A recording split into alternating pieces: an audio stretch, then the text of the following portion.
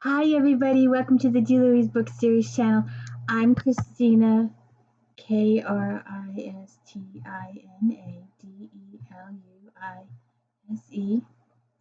and my pal, the cat, CAT, is SMOKEY. Monkey. Aw, don't you want to help mommy with her video? No?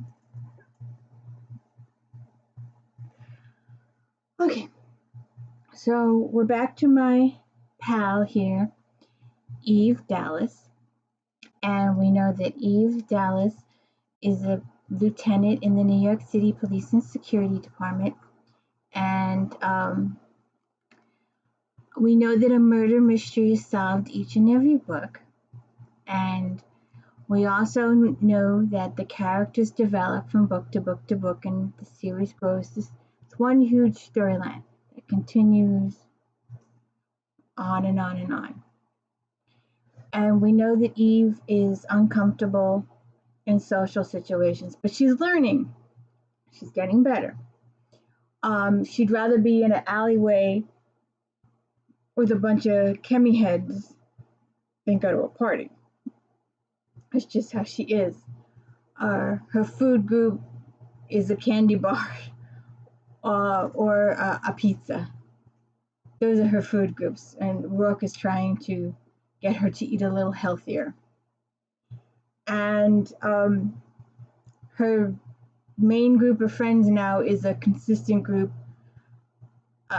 We have Roarke, Mavis, Peobody, McNabb, Feeney, Nadine, Trina, Summerset, Galahad, of course.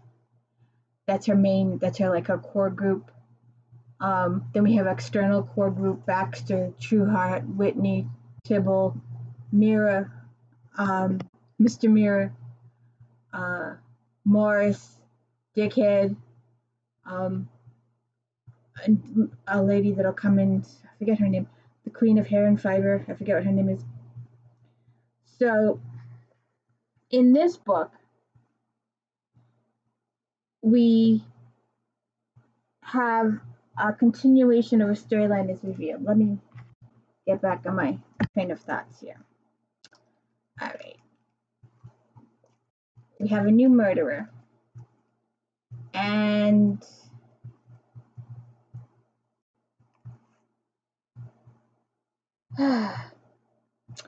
I don't know. Considering Eve rested her hands on her hips, technically okay. There's more mass, and it's going to take more time and maybe more skill than your average fowl plucker.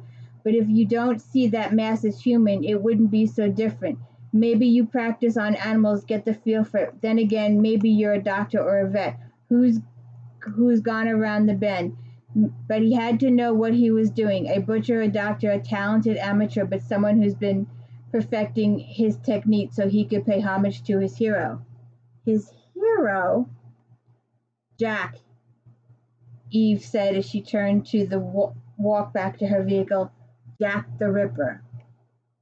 Jack the Ripper? With her mouth dropping open, Peabody tried to catch up. You mean like over in London, back in late 1800s, Whitechapel, poorest section of the city during the Victorian era, frequented by prostitutes. He killed between 5 and 8 women, maybe more, all within a 1-mile radius over a period of year. She got behind the wheel, flicked a glance over to find Peabody gaping at her. What? I can't know stuff? Yes, sir. You know great bundles of stuff, but history isn't generally your long suit.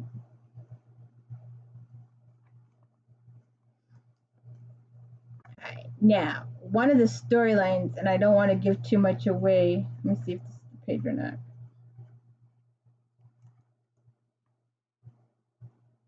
I don't know. Along, Eve refined her official statement, then ran it through the channels. Carting the bakery box back into the bullpen, she dropped it on the communal auto shaft. Every once in a while, Eve will get some donuts for the bullpen. Most of the time, it's Nadine. There's one time in the future that just cracks me up something terrible. We'll get to that at that point. Um, all movement stops. Silence fell. Peabody, with me. She barely hit the doorway when riot of rushing feet and clamor of voices erupted behind her. Cops and donuts, she thought, a well-honored tradition that almost brought a sentimental tear to her eye. Now, in future books, and it's a continuing thing with fans, but we know as fans, Eve's right. But on the other side of the fence, as Roarke improves her auto chef in her office, which is very, very slowly done through the series, some people feel that Roarke should just buy the vending system in the police central and give the cops better food. But Eve believes they are cops and they should suffer. That's just her take on it.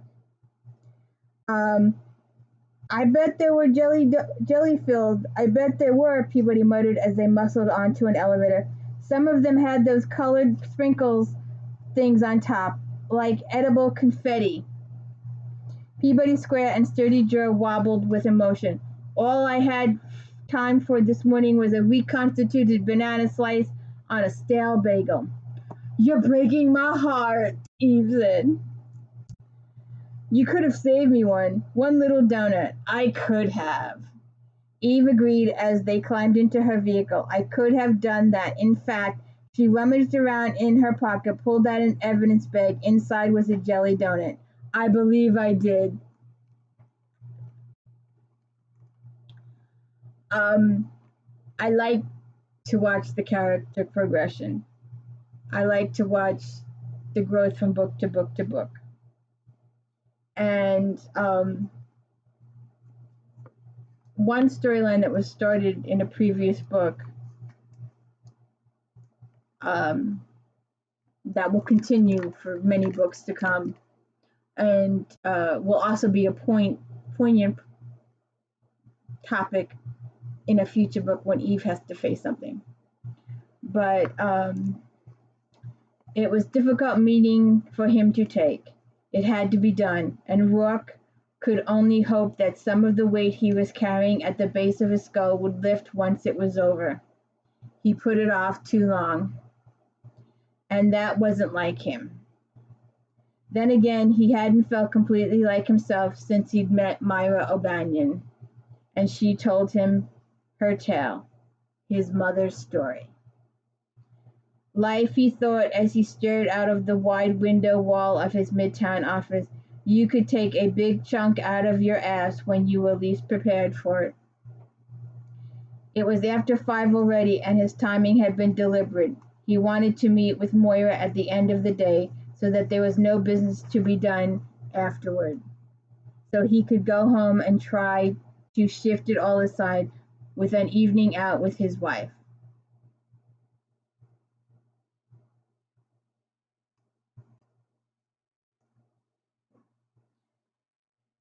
So then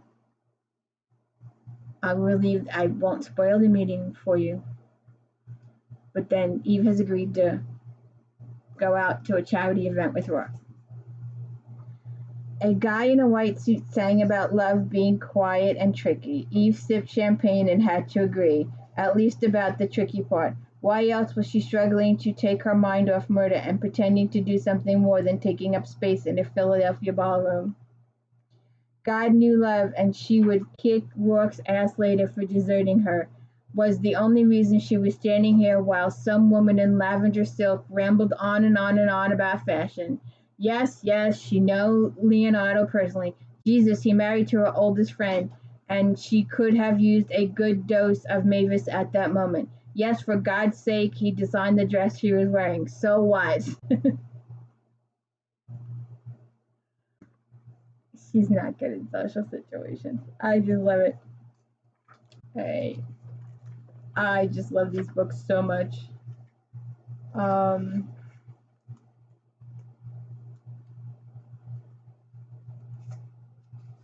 Oh, I like this little exchange. It's further down in the series. McNabb blew an impressive purple bubble, snapped it. Plays for me. Check out the links. Let's be thorough. You find anything? I'm at Central. Peabody. With you, sir. Not while you're wearing that stupid hat. Lose it, Eve ordered and strode out. I like the hat, McNabb said. It's sexy. McNabb, you think Brick's sexy.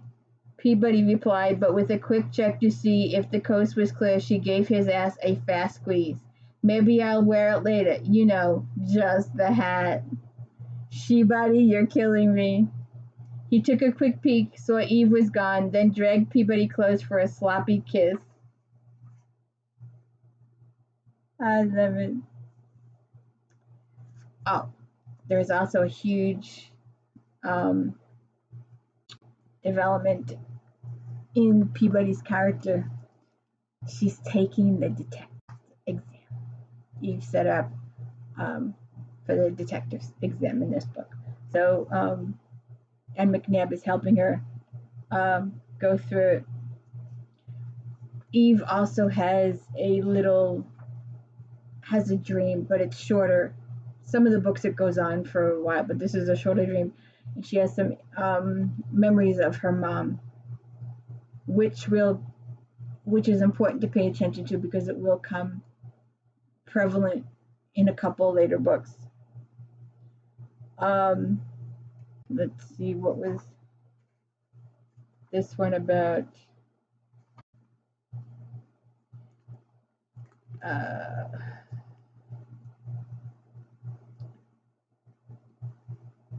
As you are the epitome of cheer and goodwill by nature, sir, this will be somewhat of a stretch. I smell the distinct aroma of a lame-ass sarcasm in this vehicle. We'll have it fumigated. But fortunately, I am the epitome of cheer and goodwill and will not rub your nose in it at this time. A few minutes into my unfriendly conversation with Fortney, I'm going to get a tag on my pocket link. As I am in awe of you in all ways, I am unsurprised by this sudden psychic ability. I love it. I wanted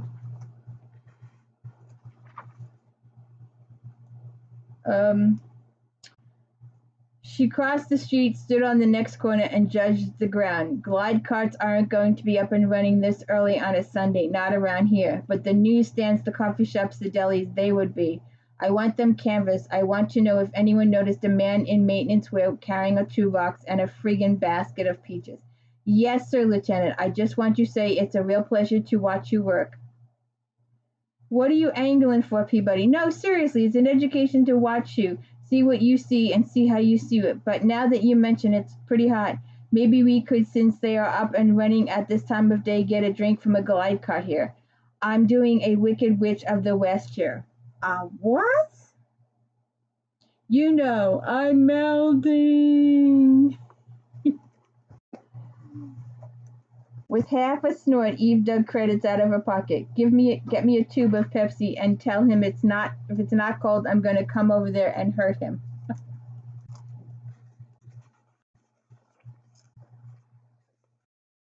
Okay. Oh, I gotta do the Eve's continuation. Well, I guess I really don't have to mention it, but I can't help it. Eve has a continuation of angst with the vending machine, and she has Baxter get the beverages for her.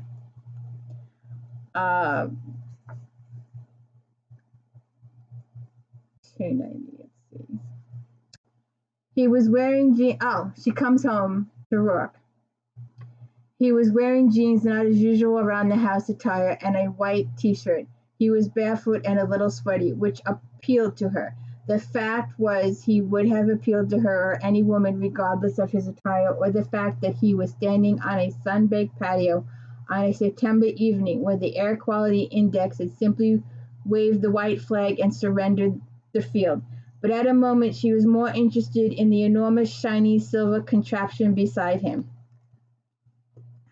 Rourke bought a grill, and he has no idea how to use it. and it's hysterical because they went to the picnic or the barbecue at Mira's, and she got to meet some of Dr. Mira's family and stuff, Charlotte Mira. So Rourke decides he's going to learn how to cook too, and it doesn't go well. He's going to need Dr. Mira's help. He's actually going to need somebody else's help to help him do that. Isn't that amazing? Let me see. So she's trying to get an interview with this lady in fashion, and the lady doesn't have time for her.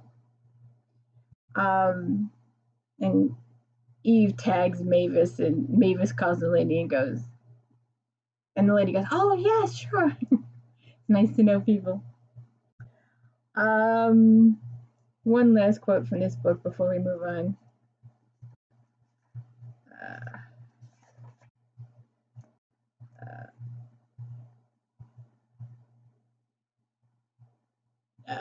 They talked about the exam. Okay, so the whodunit is really good, and you'll be surprised. And Peabody's really brave, and the results of Peabody's detective exam are done here. And please remember that I'm an amateur at this. I read books. I talk about books. I'm not into technical. I can't point and make things appear like other channels do. So please take the time to like and subscribe to the channel, please. It means so much. It's very important to like and subscribe. I'm not fancy. I can't go, oh, hit this. It's just me talking books. And I love this series. It's one of my favorite series. It's one of the series that I will buy without even knowing what it's about. Don't care. It's Eve Dallas. So please take the time to like and subscribe. It's really important. Thank you.